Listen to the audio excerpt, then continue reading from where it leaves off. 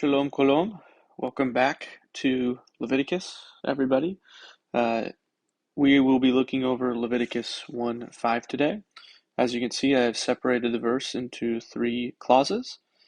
Let's go ahead and begin reading the Hebrew text with each other. V'shachat et ben habolker lifnei Adonai. V'hikrivu b'nei Acharon hakochnim et chadam.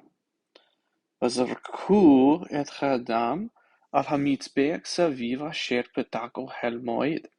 All right, looking at clause 1 of verse 5.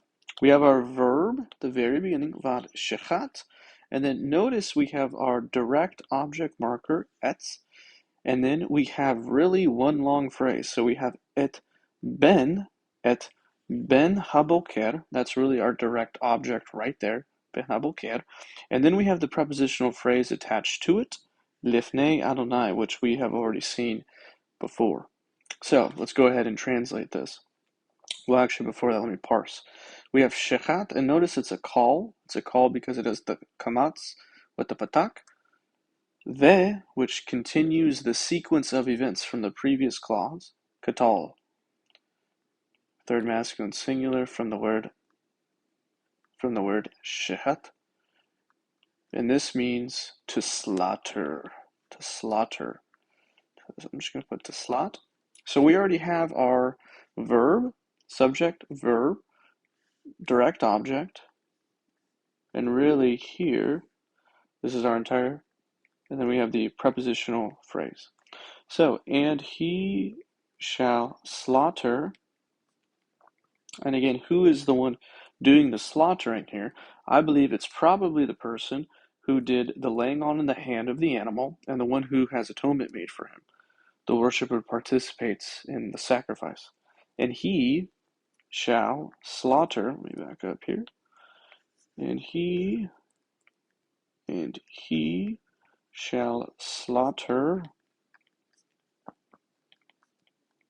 Notice the direct object marker, and then literally the bane, the son, and we've talked about bekor in the previous verses, which means something like of the flock, shall slaughter the son of the flock, or a son from the flock, but I say the because it has the hey, which is the article in Hebrew, and he shall slaughter the son of the flock, and we've seen this prepositional phrase before, lifnei Adonai, which literally means to the face of Yahweh, but we will say colloquially in English, and he shall slaughter the son of the flock before Yahweh, tetragrammaton.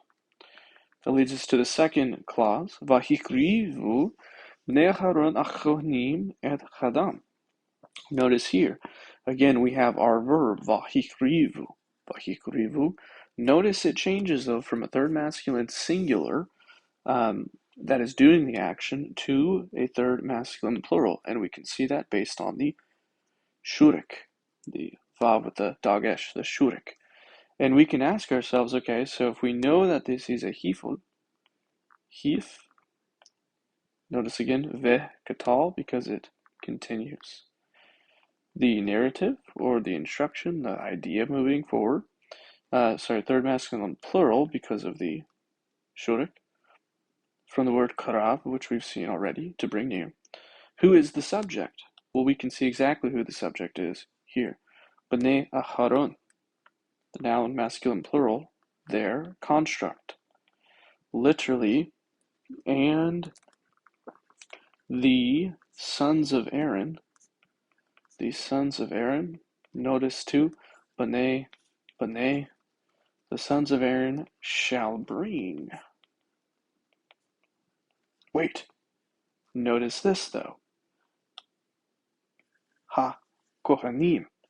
And notice as well, this is clearly functioning attributively, which means it's like the adjective, it's describing something about them, because it has the hey. And once again, in Hebrew, when you have the article like this, it conjoins it with that. So it's not just and the sons of Aaron shall bring, but it's really and the sons of Aaron,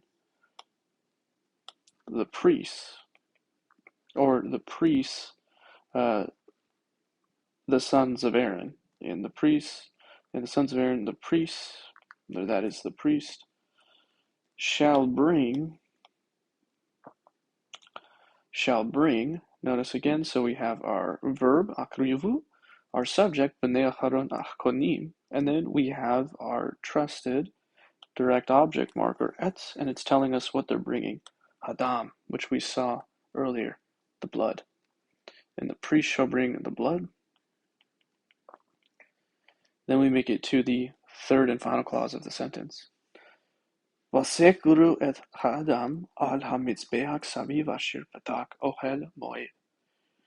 So here we have our verb again, subject and verb here, subject and verb.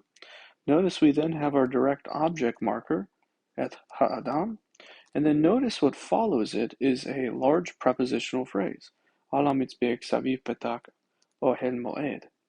And within that prepositional phrase, what we have is the word asher, which marks a relative clause, and we'll see exactly how that functions here.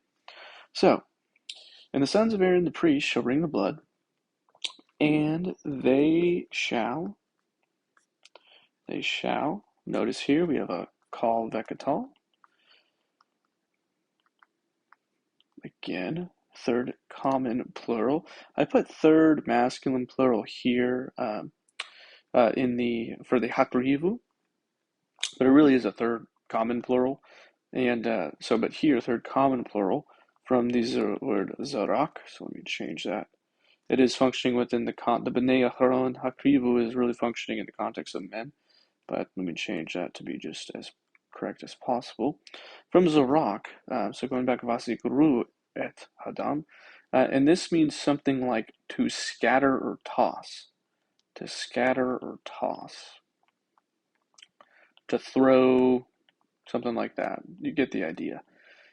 And so here is the sons of Aaron, they shall bring the blood, and they shall toss et ha'adam. Notice we have a direct object marker, that is the recipient of the action, the blood. We have our prepositional phrase now, which is telling us where they're tossing the blood. Al, on, and then here we have the conjoined phrase, hamitzbeach saviv. Saviv is an adjective, meaning something along the lines of like on the like the corners or something like that, or around on like the round parts of it. So we'll just say, and they shall toss the blood on the round parts of the altar. Round parts of the altar. And then here we have the word asher.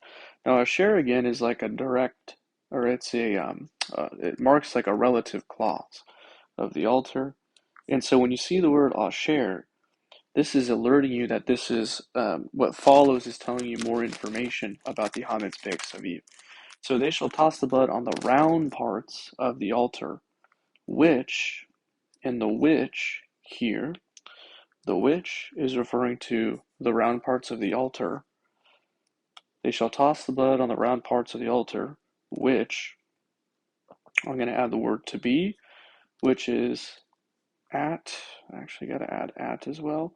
And then this is patak ohel moed, which we've already seen where Yahweh speaks from in the very beginning. This is, which is at the entrance of the tent of meeting. The entrance of the tent of meeting. Alrighty, y'all. Well, that is Leviticus 1:5, and I hope you enjoyed that and that you have a great rest of your day.